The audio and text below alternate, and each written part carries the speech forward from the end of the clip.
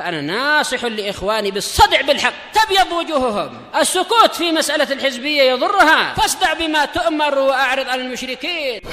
سلامي على دماج ورجالها والشيخ يحيى ودار العلم يا سعد بانيها.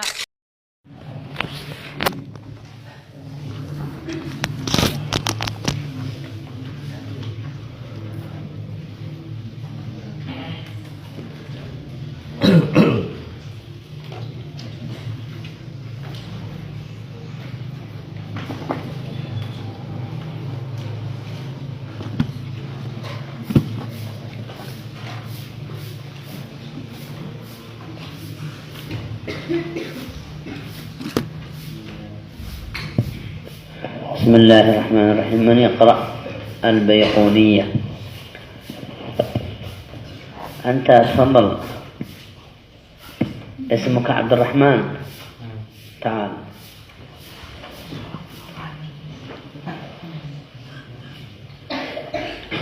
تفضل. قال الإمام البيقوني رحمه الله تعالى: أبدأ بالحمد مصليا على محمد خير نبي أرسل. وذي من أقسام الحديث عدة وكل واحد أتى وحده. أولها صحيح وهو ما اتصل إسناده ولم يشد أو يعل، يرويه عدل ضابط عن مثله معتمد في ضبطه ونقله. والحسن المعروف تركا وغدت رجاله لا كالصحيح اشتهرت رجال. وكل ما عن رتبة الحسن قصر وهو ضعيف وهو أقسام كسر. وما أضيف للنبي المرفوع وما للتابع والمقطوع. والمسند المتصل الإسناد من روية المصطفى ولم يبن. وما بصحيح كل راو يتصل إسناده للمصطفى فالمتصل. مسلسل كل ما على وصف أتى مثل أما والله أنبان الفتى. كذاك قد حدثنيه قائما أو بعد أن حدثنيه تبسما. عزيز مروي اثنين أو ثلاثة، مشهور مروي فوق ما ثلاثة. وعنان كان سعيدنا كرم مبهم ما فيه راو لم يسم. وكل ما قلت رجاله على وديته ذاك الذي قد نزل.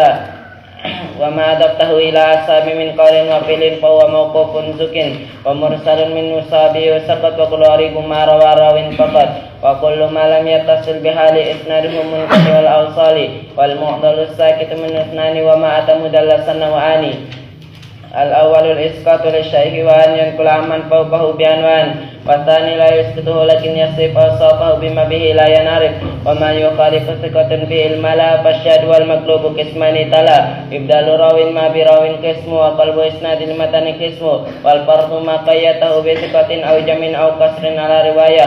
وما بعلة همود أو وفاة معلل عندهم قد عرفا. ودوتلا في سنة أو متن مضطرب عند ويل الفن. والمدرجات في الحديث ما أتت من بعد ألفاظ الرواة اتصلت. وما روى كل قرين عن أخيه مدبج فارف حقا منتخي. متفق لفظا وحقا منتفق. وديته فيما ذكر المختلف. مختلف متفق عتب فقط. وديته مختلف فحصل غلط. والمنكر الفرد به راو غدا تديله لا يحمل تفردا. متروكه ما واحد بانفرد. وإجمع لتوفيه فهو قرد. والكذب المطلق المصنوع على نبي فذلك الموضوع. وقد أتت كالجوهر المكنون سميتها منظومة البيقوني. فوق 30 ب40 أتت أبياتها ثم بخير ختمت. بارك الله فيك. من الذي ما قد قرأ من قبل أبدا؟ ذاك ما قد قرأ. تعال.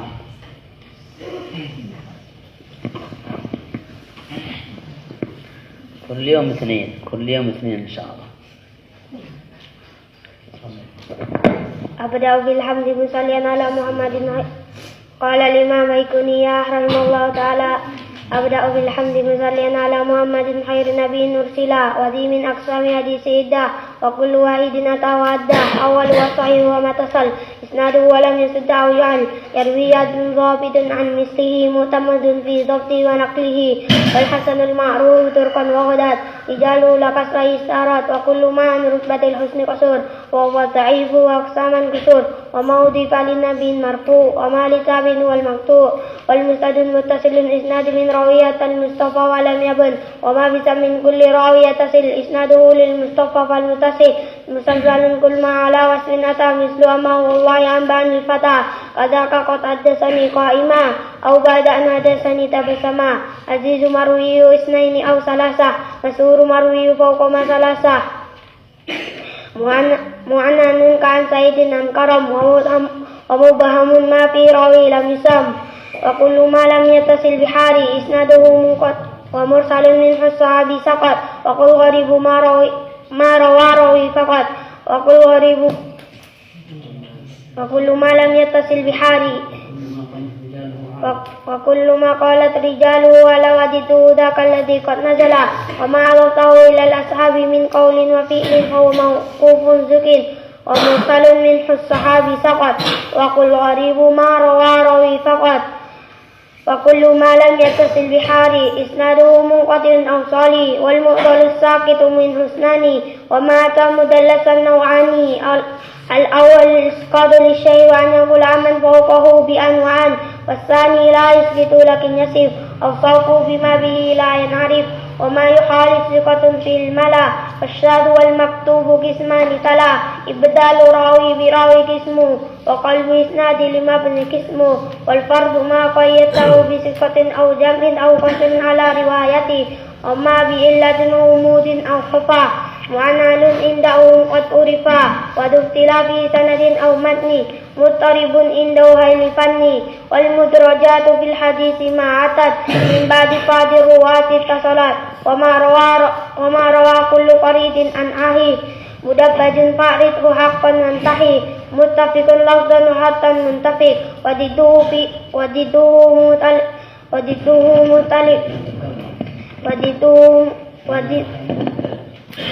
متفق لفظا حتى منتفق وضده فيما ذكرنا المختلف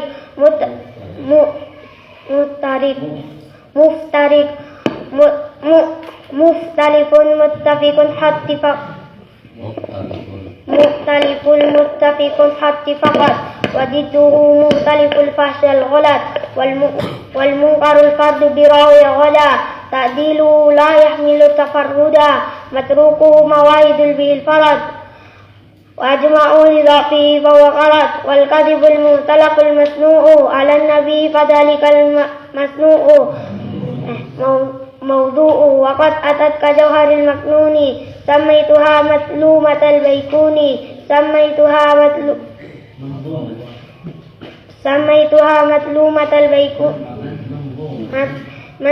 منظومة البيكون فوق 30 ب40 أتت أبيادها ثم بخير الختمات.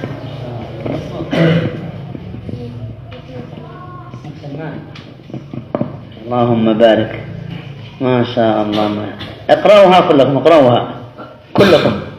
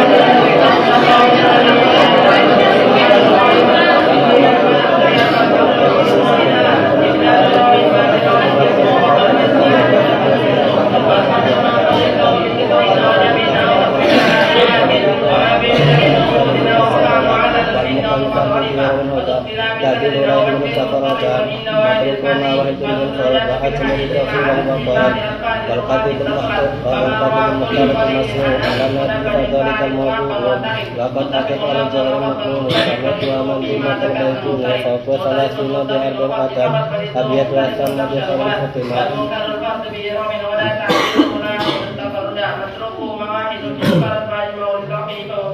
والكذب المخالف المصنوع على النبي فذلك الموضوع وكذلك الجواب المكتوم سميتها منظومة البيتوني وقد ثلاثين بأربعين أبيتها ثم بفائدة الختمة. بسم الله الرحمن الرحيم. ندخل في درسنا إن شاء الله.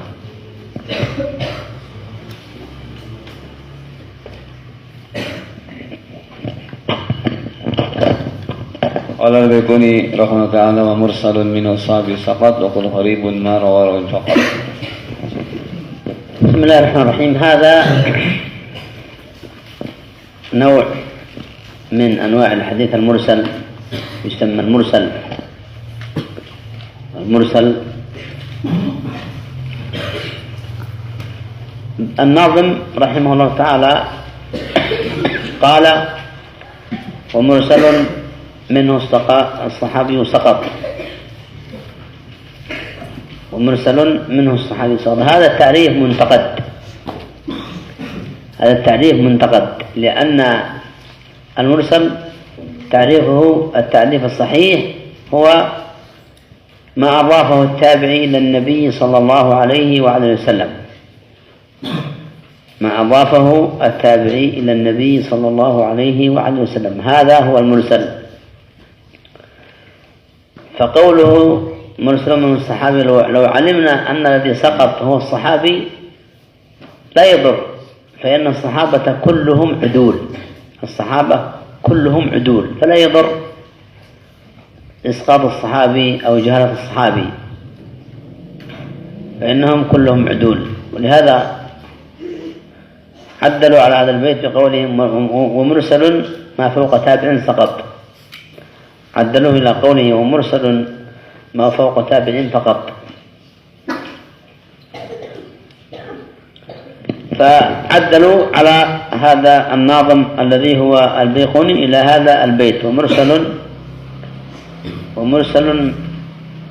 منه صحابي سقط إلى قولهم ومرسل من فوق تابع فقط، ومرسل من فوق تابع سقط بالسين، ومرسل من فوق تابع سقط إنه سقط هنا. نعم، مرسل من فوق تابع سقط. إذن الخلاصة المرسل هو ما أضافه التابعي إلى النبي صلى الله عليه وعلى وسلم. هذه مسألة الثانية، هذه المسألة الأولى. المسألة الثانية التابعي. من هو التابعي؟ التابعي هو الذي أدرك الصحابي ولقي الصحابي وجلس مع الصحابي، هذا التابعي. التابعي هذا لقي الصحابي وجلس معه. ولكن لما سقط هذا، لما قال التابعي قال رسول الله، قد يكون هذا التابعي ثقة، قد يكون ضعيف، ولهذا قالوا المرسل ضعيف. قد يكون التابعي هذا ثقة وقد يكون ضعيف.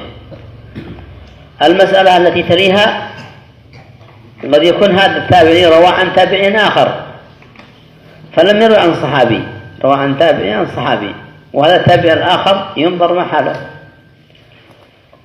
قد يكون ضعيفا،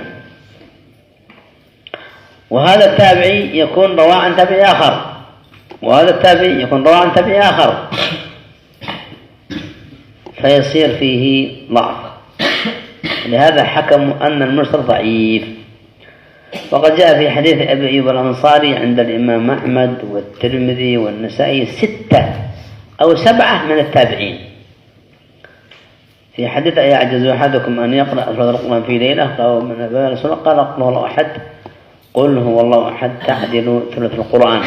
رواه أحمد والنسائي والترمذي. هذا الحديث فيه 6 من التابعين 6. إذن فهمنا أن المرسل الصحيح في تعريفه أنه ما أضافه التابعي إلى رسول الله صلى الله عليه وسلم. وعرفنا من هو التابعي وما تعريف التابعي.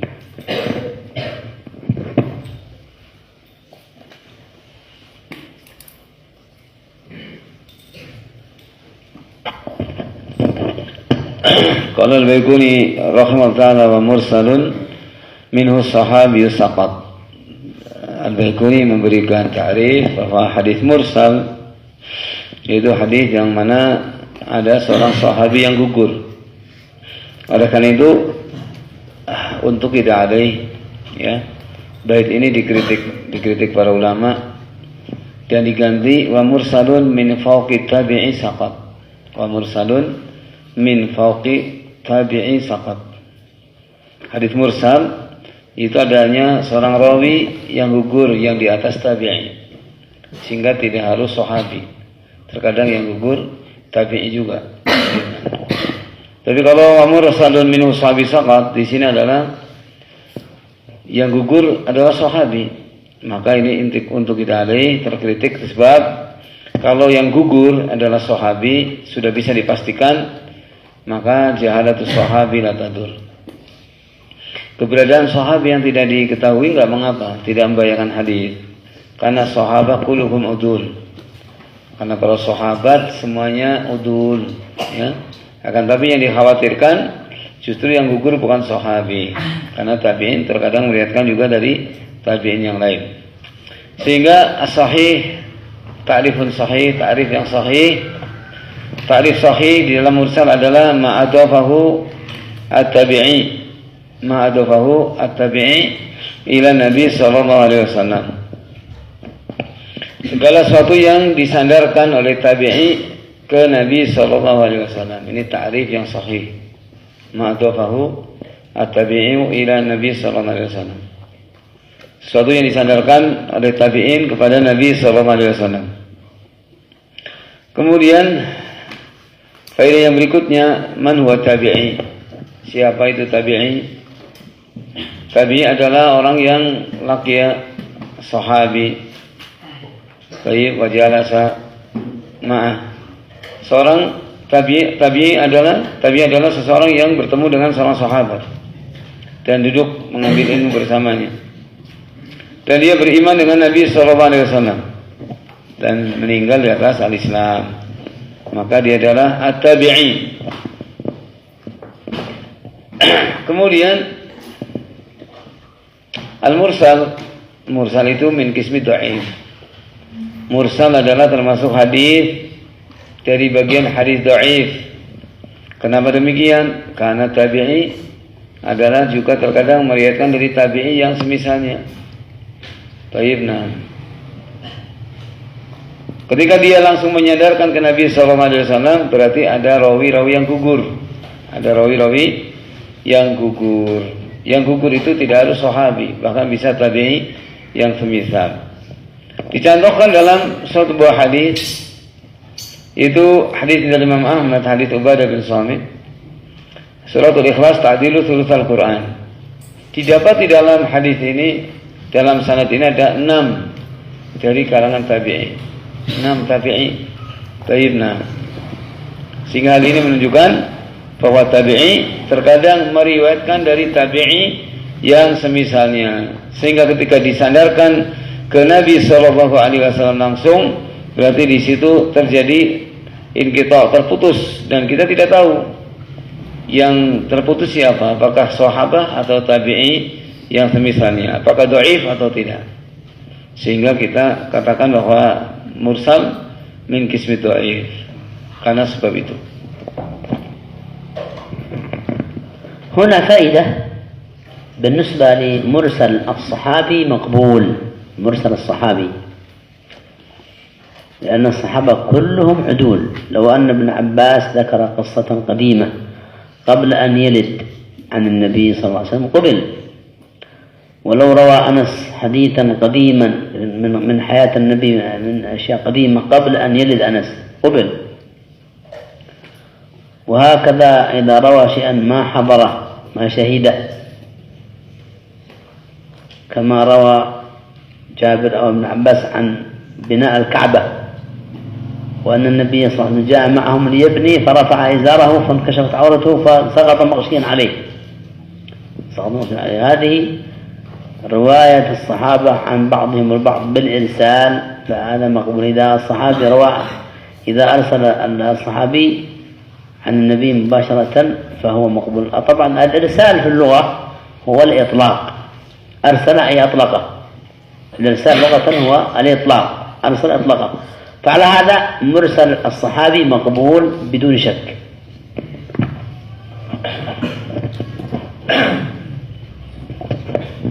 Kemudian faedah yang berikutnya tentang mursal sahabi. Mursal sahabi, apa sih mursal sahabi? Mursal sahabi maksudnya seorang sahabat adalah dia meriwayatkan dari Nabi SAW tapi tidak mendengar langsung dari Nabi SAW. Sahabi meriwayatkan hadis dari Nabi SAW tidak mendengar langsung dari Nabi SAW. Bahkan mendengar dari sahabat yang lainnya. Ini namanya mursal sahabi. Mursal sahabi, baik, mursal sahabi adalah sahihah, makbulah. Mursal sahabi adalah sahih dan diterima. Sebab sahabi kulluhum udul, sahabat kulluhum udul, sehingga tidak ada tafsil, tidak ada perincian dalam masalah ini. Sudah mutlak bahwa mursal sahabi adalah makbulah, diterima. Oleh karena itu seperti misalnya Abdullah bin Abbas radhiyallahu anhu melihatkan satu riwayat yang mana Abdullah bin Abbas belum berjumpa dengan Nabi SAW atau belum lahir misalnya, maka tidak mengapa karena sahabat kudur. Oleh itu Jabir bin Abdullah radhiyallahu anhu meriwayatkan tentang masalah hadis itu dibangunnya Ka'bah, ketika dibangunnya Ka'bah. Jabir bin Abdullah enggak melihat dan tidak tahu ketika dibangunnya Ka'bah. Baik, ketika Nabi SAW ikut bangun Ka'bah. Akan tapi mursal sahabi terjadi. Sehingga kesimpulannya mursal sahabi adalah seorang sahabat yang meriwayatkan dari Nabi SAW walaupun tidak mendengarnya, maka ini adalah diterima tanpa adanya tafsir, itu diterima mutlaqan. Faedah, hal يحتج بالمراسيل؟ الجواب الصحيح أنه لا يحتج بها لأن المراسيل من قسم ضعيف. Kemudian faedah yang berikutnya adalah apakah mursal bisa dijadikan sebagai hujjah? Apa hadis mursal bisa dijadikan sebagai hujjah? Jawab as-sahih. Al-mursal la yuhtaju bihi 'ala al-qawl sahih.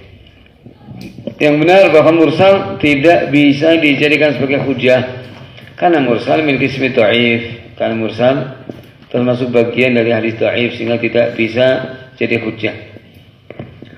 فائدة أخرى قولهم مراسيل سعيد بن المسيب أصح المراسيل، معنى أنها أحسن من غيرها، ولكن ليس المعنى أنها صحيحة، إنما بالنسبة لغيرها مقارنة بغيرها يقولون هي أحسن المراسيل، فقولهم أصح المراسيل بمعنى أحسن من غيرها. كما يقولون مثلا هذا الحديث أحسن شيء في الباب. ما معنى هذا حديث أحسن شيء في الباب؟ بمعنى أنه أحسن شيء. قد يكون هناك في هذا الباب حديث موضوع أو باطل أو متروك، وهناك حديث ضعيف، فيقولون هذا أحسن شيء في الباب. فعلى هذا قولهم مراسيل سعيد بن المسيب أصح المراسيل، المعنى أنها أحسن من غيرها، لكن لا تفيد الصحة. Kemudian faedah yang berikutnya adalah tentang marasil Sa'id ibn Musayyab.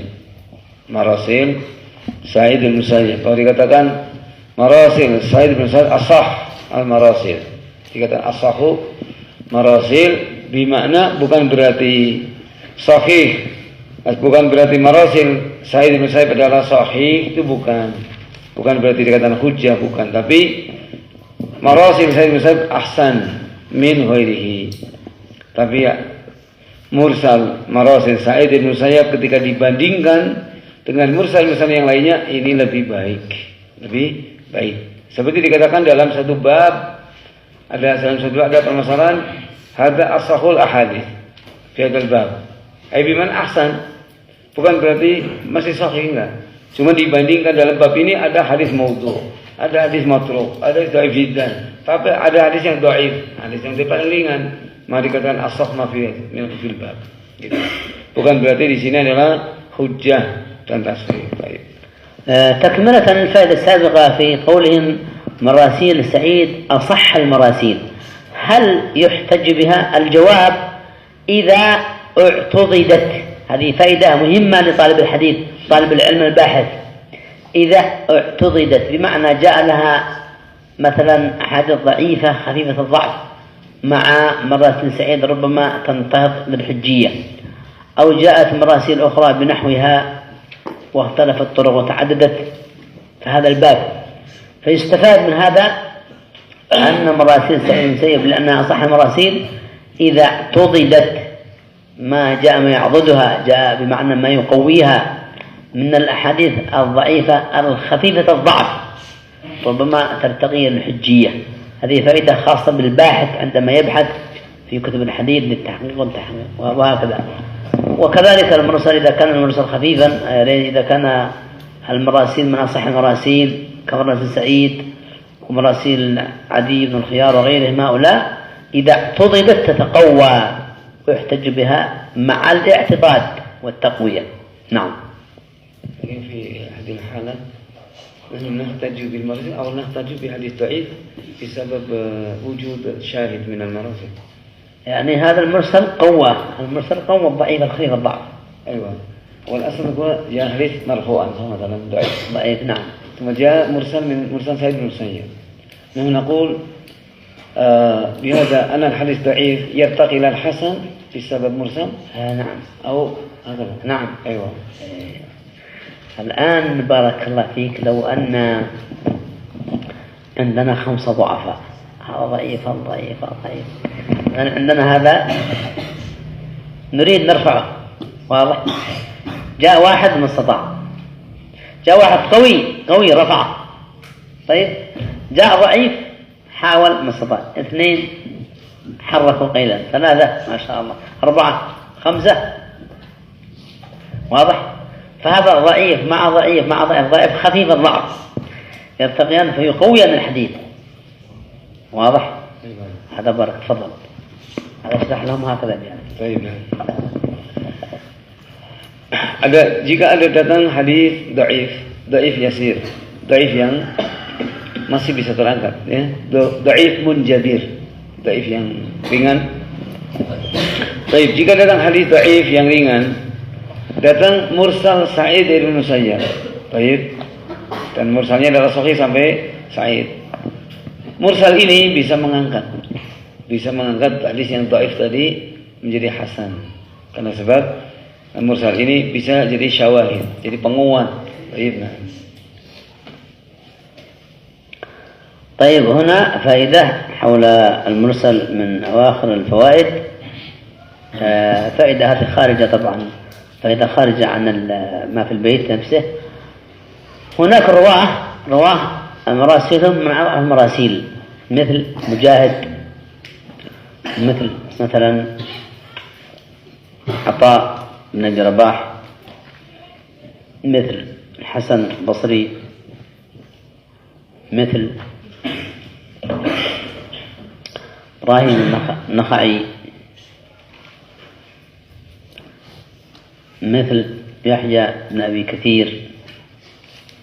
هؤلاء مراسيلهم يعني ضعيفة جدا، مراسيل ضعيفة جدا، مراسيل يحيى بن أبي كثير، قتادة، الزهري، حسن البصري،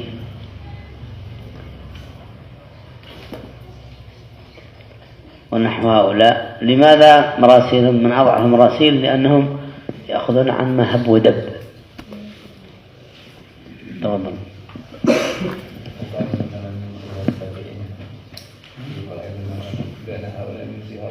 ربما نعم لا بأس. وفائدة معرفة هذا إذا حصل تعارض بين مرسل قوي ومرسل ضعيف. نعم. من باب فائدة الذي يقال من أداء المراسل، ada mursal yang lemah sana.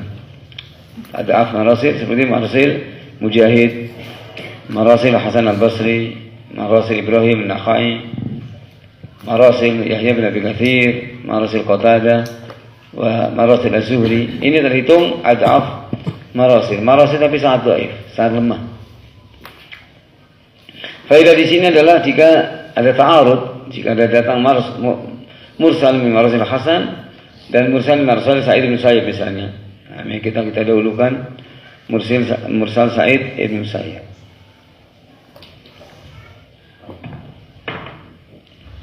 خيرا. هذه فوائد مجملة حول المرسل. نكمل البيت. قوله وقل غريب ما روى راو فقط. الغريب هو في الحقيقة المنفرد. الغريب الفرد يعتبر غريب، وتعريفه هو الحديث الذي انفرد بروايته شخص واحد. الحديث الغريب الحديث الذي انفرد بروايته شخص واحد في أي موضع من السند وقع التفرد. الحديث يعني لو جاءنا حديث ما رواه واحد عن واحد هذا يسمى غريب، فرد يسمى. ولو جاء مثلا شخص رواه اثنان ثم عن واحد فقط يسمى أيضا فرد. فإذا تفرد به ولو أي في موضع من وضع السند في أوله في وسطه في آخره يكون فردا غريبا. مثال على ذلك حديث عمر بن الخطاب إنما الأعمال بالنيات،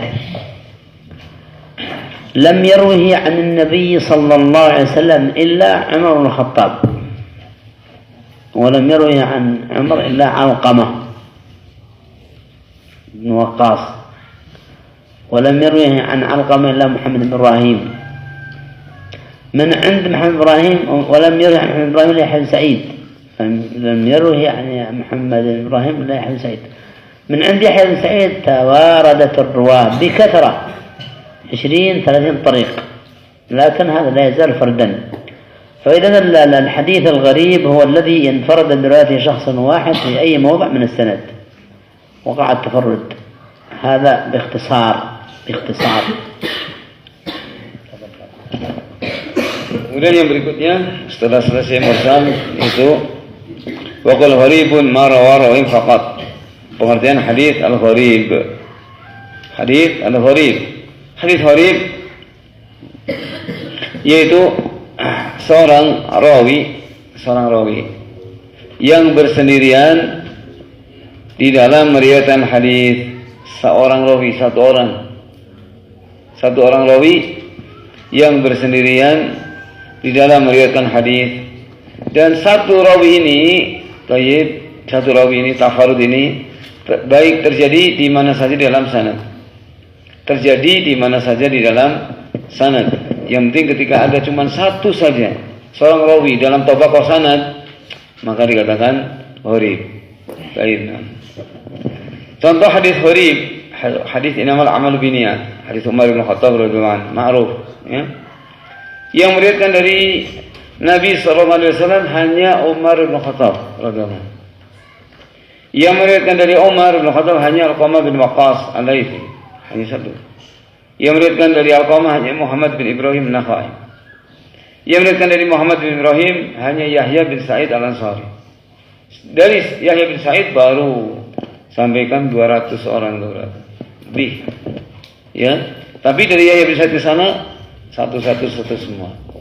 Ini maka hadis nomor amal biniyat dikatakan hadisun gharib atau hadis gharib. هنا فائدة أخيرة. الغريب يسمى الفرد ينقسم إلى قسمين: الفرد المطلق والفرد النسبي. آتيكم بمثال يسهلها، مثال فقط يقرب المسألة جدا. الفرد المطلق هو الذي يتفرد به أصلا سند شخص واحد تفرد به شخص واحد، هذا غريب. الفرد النسبي مثلا لو حديث ما رواه إلا أهل اليمن يقال تفرد به أهل اليمن، نسبة إلى هذه البلد الذي هم فيها. تفرد به أهل الشام، تفرد به أهل العراق، تفرد به أهل الكوفة، تفرد به أهل البصرة. فإذا الفرد على قسمين: فرد مطلق والفرد النسبي. نعم. فرد nisbi sayati fi dzat wal fardu maqaytu bi thiqatin wa jam'u aqsin ala riwayah وسيأتي هذا لا بأس إن شاء الله. طيب لكن هنا إذن فرد مطلق لا بأس.